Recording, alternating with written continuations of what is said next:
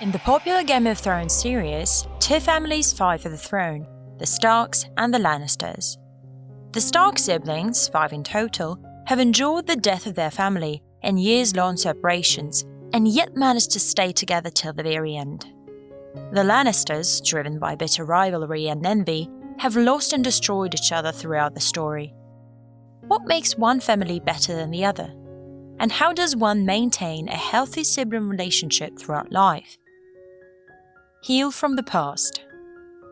Sibling relationships are mainly determined by 2 factors: parental style and birth order.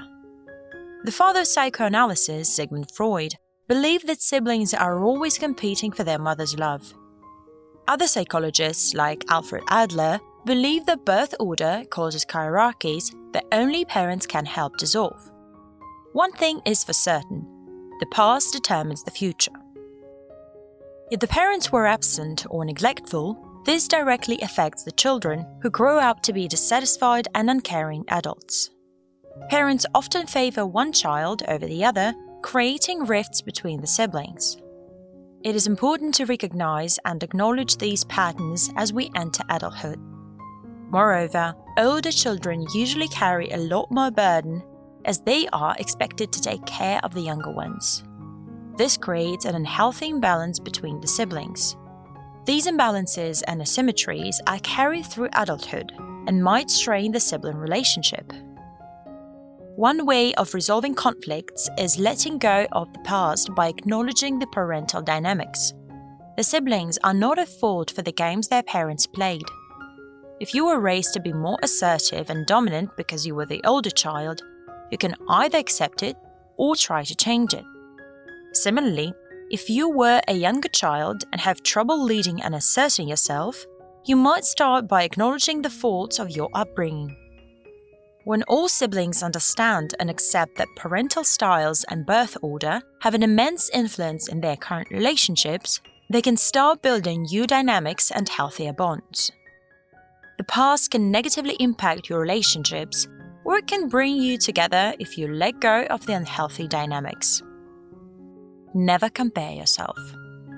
Even if you have successfully moved away from the painful past and are enjoying a better relationship today, you might still encounter comparisons in the present. Your brother and sister might have a new and bigger house, or a child who is better behaved than yours.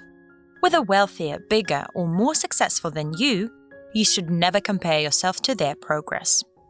Many adults have moved away from their childhood role and have successfully built a life for themselves, and so it is important to remember that comparison is futile. The siblings are now adults and are playing by adult rules. Comparing one with the other only recalls the childhood and does not contribute anything substantial to the adult relationship. Improve your communication style. In adulthood, communication becomes especially important. The siblings do not share a household together anymore, and might even live far away from one another. In that case, most of the communication is over the phone, by email, or using social networks. Even when the communication is in person, it involves discussing family events like birthdays and celebrations or reflections of the past. For your communication to thrive, you need to treat your siblings like friends. Find time to be involved in their lives by actively participating in their struggles and achievements. Often sending a Christmas card might not be enough, but listening to their marital problems might provide a necessary relief to their stress. Follow these guidelines for a better communication. Number 1. Always listen and be attentive to their problems. Number 2. Remember that in adulthood, siblings are involuntary friends. You haven't chosen them, but you are stuck with them. Make the most out of it. Number 3. Avoid conflict by working together and not against them. Reciprocity over hierarchy. Family relationships are asymmetrical and hierarchical. The mother and father are always above their children and give more than they receive. Uncles, aunts, grandparents, and friends are all on some level of the family hierarchy. Siblings, however, enjoy a more reciprocal and symmetrical relationship than others. They have grown up together through thick and thin. In adulthood, this reciprocity needs to be respected by always equalizing the sibling problems and hurdles with one's own.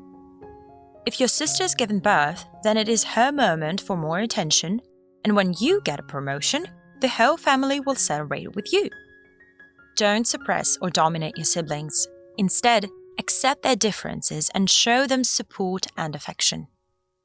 Famous tennis players Serena and Venus Williams are both equally successful due to mutual respect and love, as well as a supportive family network. Take their example whenever unsure of whether you and your siblings can make it work.